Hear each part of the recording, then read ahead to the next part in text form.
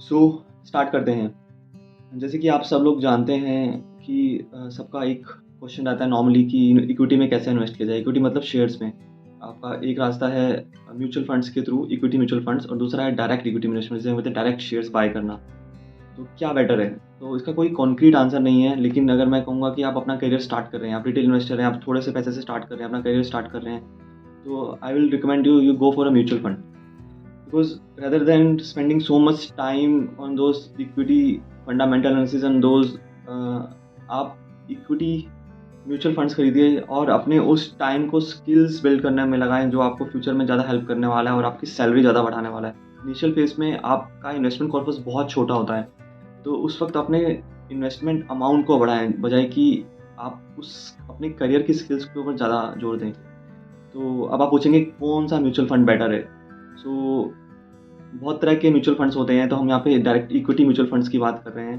तो equity mutual funds को हम बहुत तरीके से कैटेगराइज कर सकते हैं, लेकिन एक बेसिक म्यूचुअल फंड्स को कैटेगराइज करने के लिए हम यहाँ पे बोलेंगे एक्टिव और पैसिव म्यूचुअल फंड्स। तो आप पूछेंगे what is active and what is passive. तो जैसे एक नाम से पता चल रहा है, एक्टिव म्यूचुअल फंड्स, जिसको एक फंड मैनेजर रेगुलरली एक्टिवली उसको मैनेज करता रहता है, उसमें शेयर्स ऐड करता रहता है और उसमें से शेयर सेल करता रहता है। मान लीजिए हमारे इंडिया में लगभग 6,000 लिस्टेड स्टॉक्स हैं, तो उन 6,000 में से म्यूचुअल फंड मैनेजर अपने पोर्टफोलियो में 20 से 25 शेयर रखता है। तो उसमें से वो कुछ टाइम में उसमें से 2 से 3 शेयर से एग्जिट कर जाता है, फिर कुछ नए शेयर्स खरीद लेता है, तो उसे एक्टिवली मैनेज करता है as compare to passive mutual funds. तो पैसिव म्यूचुअल फंड कैसे होते हैं? वो एक बेसिकली इंडेक्स को रेप्लिकेट करते हैं। अब आपका क्वेश्चन होगा व्हाट इज इंडेक्स। तो इसको समझाने के लिए मैं आपको बताता हूँ, index is basically are indices. जैसे इंडिया में दो मेजर इंडाइसिस हैं, एक है बीएससी जिसे कहते हैं बॉम्बे स्टॉक एक्सचेंज, दूसरा एनएससी नेशनल स्टॉक एक्सचेंज।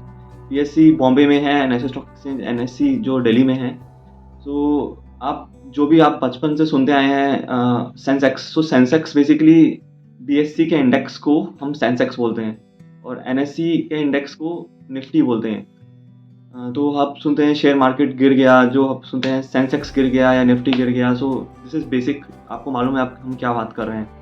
तो जो पैसिव म्यूचुअल फंड होते हैं वो बेसिकली आपके नॉर्मल इंडेक्स को रेप्लिकेट करते हैं। जैसे एग्जांपल मैं बोलूँ तो सेंसेक्स बेसिकली बीएससी के टॉप 30 स्टॉक से मिलकर बना हुआ है, उतने ही प्रोपोर्शनल में। एग्जांपल, सबसे बड़ा शेयर मार्केट कैप के अकॉर्डिंग रिलायंस है, तो उसमें लगभग 7 से 8% रिलायंस है। सेकंड नंबर पे एचडीएफसी बैंक जो लगभग 6% मार्केट शेयर बनाता है। इसी तरीके से थर्ड नंबर पे टीसीएस है, फोर्थ पे इन्फोसिस है। सो जितना जितना प्रोपोर्शनली वो टॉप 30 के अंदर कंट्रीब्यूट करते हैं, उसी अकॉर्डिंग वो सेंसेक्स बनता है। तो सेंसेक्स में बीएससी के टॉप 30 स्टॉक्स हैं। उसी तरीके से निफ्टी 50 जो हमारा दूसरा इंडाइसिस है, जिसे एनएससी से रेप्लिकेट होता है, तो उसमें भी ऑलमोस्ट सेम प्रोपोर्शनल रहता है। सो बीएससी के टॉप 50 और एनएससी के टॉप 30 ऑलमोस्ट सिमिलर ही स्टॉक होते हैं। तो ये हो गए पैसिव फंड। सो आप अपने करियर के शुरुआत में किसी भी पैसिव म्यूचुअल फंड से, जी हाँ passive mutual fund, example India में बहुत सारे फंड हाउसेज हैं। जैसे निपो एक फंड हाउस है, एचडीएफसी का फंड हाउस है, एक्सिस का फंड हाउस है, बहुत सारे फंड हाउस हैं। किसी भी फंड हाउस से आप निफ्टी 50, जो निफ्टी के टॉप 50 शेयर्स जैसे कि Reliance, HDFC bank, TCS, Infosys, जो टॉप इंडिया की कंपनीज हैं, किसी को भी बाय कर सकते हैं। अब आप बोलोगे why passive mutual funds, why not active mutual funds.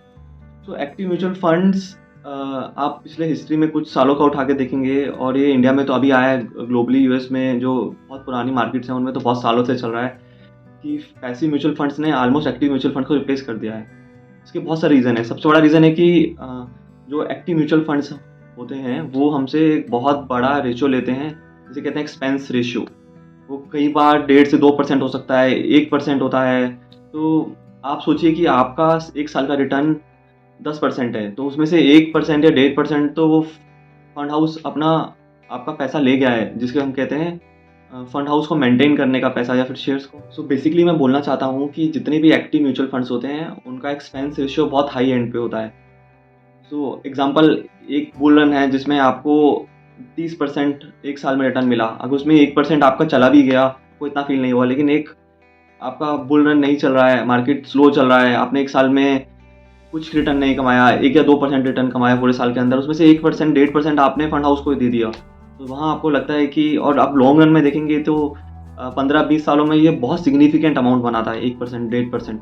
तो पैसिव म्यूचुअल फंड्स में आपका एक्सपेंस रेशियो बहुत कम या फिर ना के बराबर होता है, क्योंकि वो कोई फंड मैनेजर मैनेज नहीं कर रहा है। वो निफ्टी के टॉप 30 शेयर्स या टॉप 50 शेयर्स, उसमें ही आपका पैसा लगा है, उसकी प्रोपोर्शनल के अकॉर्डिंग।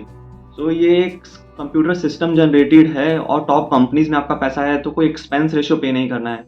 और पिछले कुछ सालों में आप उठा के देखेंगे तो अ, जितने भी एक्टिव म्यूचुअल फंड्स हैं वो पैसिव म्यूचुअल फंड्स के रिटर्न को बीट नहीं कर पाते हैं, जिसे हम बेंचमार्क कहते हैं। सो पैसिव म्यूचुअल फंड्स के रिटर्न को हम बेंचमार्क बोलते हैं। और इसी वजह से आप देखोगे डेवलप्ड कंट्रीज में अभी 80% जो मार्केट है वो पैसिव म्यूचुअल फंड्स की तरफ चला गया है। इंडिया में जो अभी 80 टू 90% मार्केट है वो एक्टिव म्यूचुअल फंड्स के बारे में साथ है, लेकिन वो तेजी से बदल रहा है। अभी सिर्फ 10% 15% मार्केट पैसिव म्यूचुअल फंड्स में है, लेकिन वो पिछले आप देखेंगे 3-4 सालों में ही बदल गया है। और अगले 3-4 सालों में आप देखेंगे शायद 50-50 हो जाएगा। और फर्दर फ्यूचर में, because it's very hard for a fund manager to beat a benchmark, क्योंकि बहुत प्रेशर रहता है उनके ऊपर। उनको शेयर्स बेचने हैं, और जैसे कि सब ग्रेट इन्वेस्टर बोलते हैं, पीटर लिंच, वॉरेन बफे, आप इक्विटी में शॉर्ट टर्म में बेचकर बहुत ज़्यादा रिटर्न नहीं कमा सकते हो, जो आप लॉन्ग टर्म में कमा सकते हो।